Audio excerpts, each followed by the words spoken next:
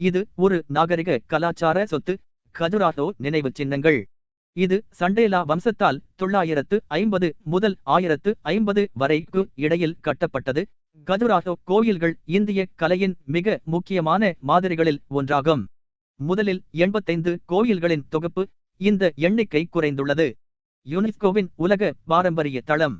கோயில் வளாகம் மேற்கு, கிழக்கு மற்றும் தெற்கு என 3 கோளங்களாக பிரிக்கப்பட்டுள்ளது. மேற்கத்திய குழுவில் பெரும்பான்மையான கோயில்கள் உள்ளன. கிழக்கில் செதுக்கப்பட்ட சமண கோயில்களும், தெற்கு குழுவில் சில கோயில்களும் உள்ளன. கிழக்கு குழுவில் உள்ள சமண கோவில்கள் சண்டேலா ஆட்சியின் போது இப்பகுதியில் வளர்ந்து வரும் சமண மதத்திற்காக கட்டப்பட்டன. மேற்கு மற்றும் தெற்கு பகுதியில் உள்ள கோயில்கள் பல்வேறு இந்து கடவுள்கள் மற்றும் தெய்வங்களுக்கு அர்ப்பணிக்கப்பட்டவை.